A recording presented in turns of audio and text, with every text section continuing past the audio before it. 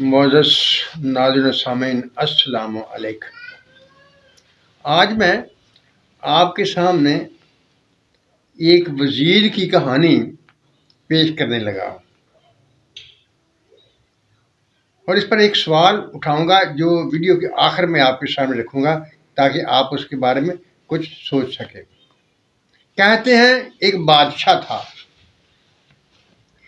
یہ عام سی بات ہے کہ پرانیاں کہانیاں جو ہمیں ملتی ہیں ان میں اکثر بادشاہوں کو سادہ سمجھا جاتا تھا اور وزیروں کو ہوشیار سمجھا جاتا تھا، کیونکہ بادشاہوں نے جو بھی کام لینا ہوتا تھا وزیروں سے ہوتا تھا، وزیروں کے ذمہ لگا دیتے تھے، وہ کام ہو جاتا تھا۔ لہذا بادشاہ کو اتنا کوئی تردد کرنے کی ضرورت پیش نہیں آتی تھی۔ آج دور بدل چکا ہے۔ ہاں، وہ ایک بادشاہ تھا اور وہ بہت مخلص، لوگوں کا ہمدرد، لوگوں کا فائدہ کرنے والا اور ان کی اچھائی چاہنے والا تھا۔ یعنی دوسرے لفظوں میں وہ اچھا بادشاہ تھا اور اس کے وزیر بھی اچھا کام کرتے تھے، لوگوں کی خیر خواہی کرتے تھے، لیکن ان میں سے ایک ایسا وزیر بھی تھا جو کہ بہت ہوشیار تھا، اپنے کام کا بہت ماہر تھا۔ میرا مطلب یہ ہوا کہ وہ پیدا گیری میں بہت ماہر تھا۔ جب اس کی پیدا گیری سے لوگ تنگ ہوئے تو وہ شکایتیں بادشاہ تک پہنچیں اور بادشاہ نے اپنے وزیر اعظم سے مشورہ کیا کہ اس کا کیا حل نکالا جائے، کیونکہ وہ ایک ہمدرد بادشاہ تھا۔ وہ نہیں چاہتا تھا کہ میں اس وزیر کو سخت سزا دوں۔ اس نے سوچا ایسے طریقے سے سزا دینی چاہیے کہ اسے سزا بھی مل جائے اور اس کو سبق بھی حاصل ہو جائے اور وہ ایک اچھا انسان بھی بن سکے۔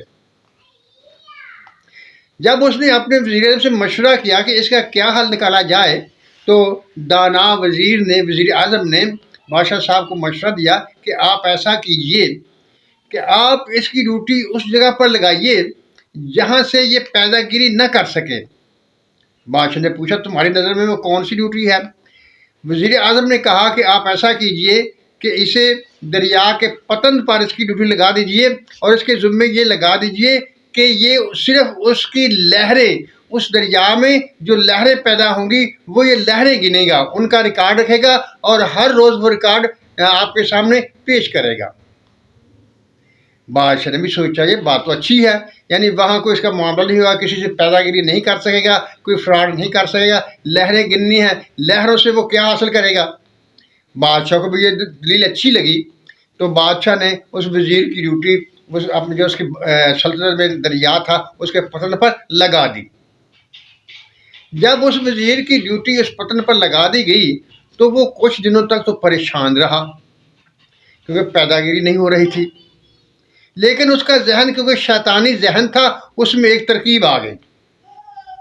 اس نے یہ کیا کہ اس نے وہاں سے گزرنے والے لوگوں اور جو بیڑیاں گزرتی تھیں ان کو روکنا شروع کر دیا، اس بہانے سے کہ میں دریا کی لہریں گنتا ہوں اور تمہارے یہاں گزرنے سے وہ لہریں ڈسٹرب ہوتی ہیں، ان میں فرق پڑتا ہے، لہٰذا میں تمہیں ایسے نہیں گزرنے دوں گا۔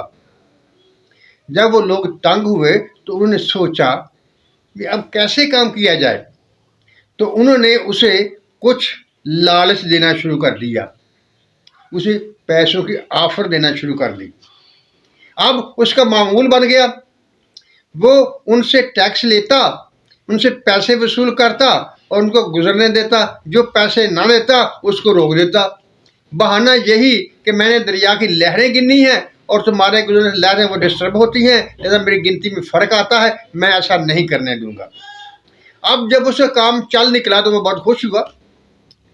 اسی طرح سے کچھ عرصہ گزر گیا تو بادشاہ کو خیال آیا کہ وہ وزیر جس کی ڈیوٹی لگائی تھی اس کا کیا بنا، وہ کیسا جا رہا ہے۔ جب پتہ کیا گیا تو پتہ چلا کہ وہ خوش ہے، اسے کسی قسم کی کوئی پریشانی نہیں ہے۔ جب یہ بات بادشاہ صاحب کو پہنچی تو اس نے وزیر سے کہا بھئی دیکھو پتہ کرو یہ کیا معاملہ ہے، وہ کیوں وزیر پریشان نہیں ہوا اور وہ کیوں کس طریقے سے وہ حشاش بشاش ہے۔ جب پتہ کیا گیا تو پتہ چلا کہ اس نے وہاں بھی پیدا گیری کا معاملہ شروع کر دیا ہے، اور وہ آرام سے ہے، لوگوں سے پیسے لیتا ہے، لوگوں سے اپنا اچھا طریقے سے وہ چل رہا ہے۔ یہ کہانی سنانے کا مطلب میرا کیا تھا؟ دیکھیے، ہم انسان ہیں اور الحمدللہ مسلمان بھی ہیں۔ اگر ہم اپنے ارد گرد دیکھتے ہیں، لوگوں کے رویوں کو دیکھتے ہیں اور ان کا تجزیہ کرتے ہیں، تو ہمیں نظر کیا آتا ہے؟ ہمیں ہر طرف ایسے ہی وزیر نظر آتے ہیں، ایسے ہی لوگ نظر آتے ہیں۔ اللہ ماشاء اللہ اچھے لوگ ہیں، وہ اچھا کام بھی کرتے ہیں، لیکن اکثریت میں ایسے ہی لوگ نظر آتے ہیں۔ یعنی ہم میں وہ چیزیں پائی جاتی ہیں، یعنی ہر سچویشن میں اپنے فائدے کے لیے چیزیں نکال لیتے ہیں۔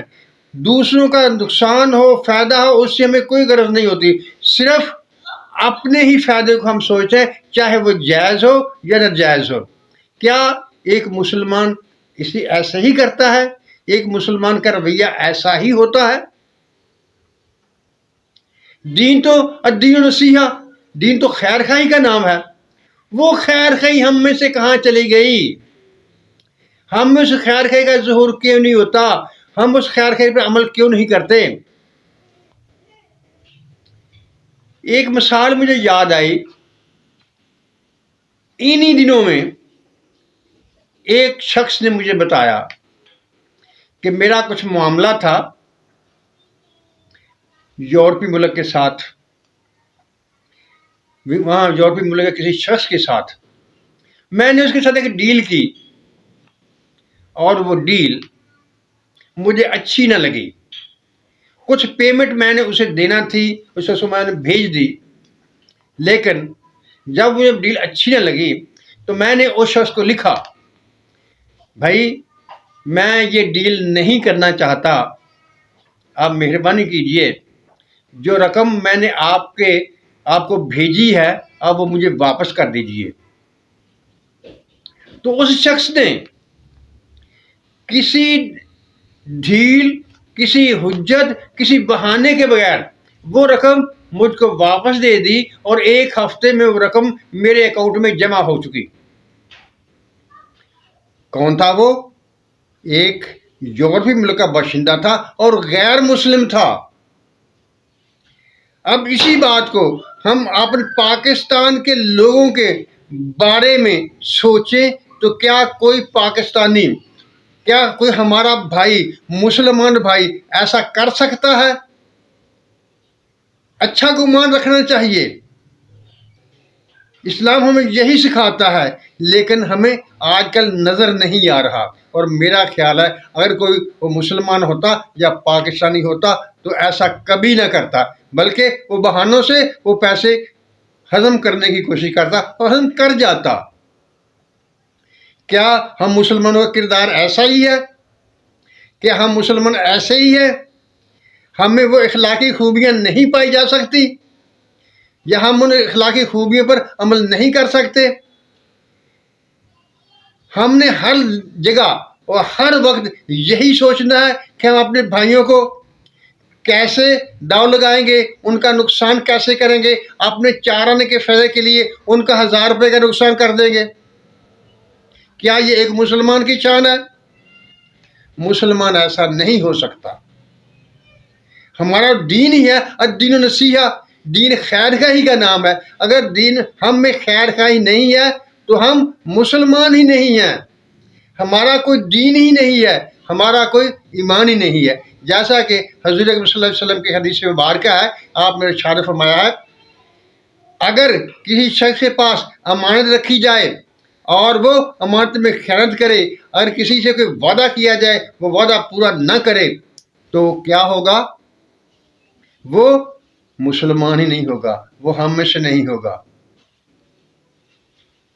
معزز ناظرین سامعین، یہ ایک خیال تھا مجھے آیا، میں نے اپنے ارد گرد دیکھا تو میں نے چاہا کہ میں آپ کے سامنے وہ دکھ، وہ اپنی تکلیف رکھ دوں جو اس قسم کے رویے دیکھنے کے بعد مجھے محسوس ہوتی ہے۔ خدا را آپ بھی سوچئے اور آپ بھی اس کے لیے کوشش کیجئے کہ ایک مسلمان اس معیار پر پہنچے جو معیار ہمیں دین سکھاتا ہے، ہمیں دین بتاتا ہے کہ ایک مسلمان کا یہ رویہ ہوتا ہے، ایک مسلمان ایسا ہوتا ہے۔ معزز ناظرین سامعین، اللہ تعالیٰ ہم سب پر اپنی رحمتوں کی بارش کرے، ہمیں سچ بولنے، سچ سننے اور سچ پر قائم رہنے کی توفیق عطا فرمائے۔ آمین۔ اللہ حافظ۔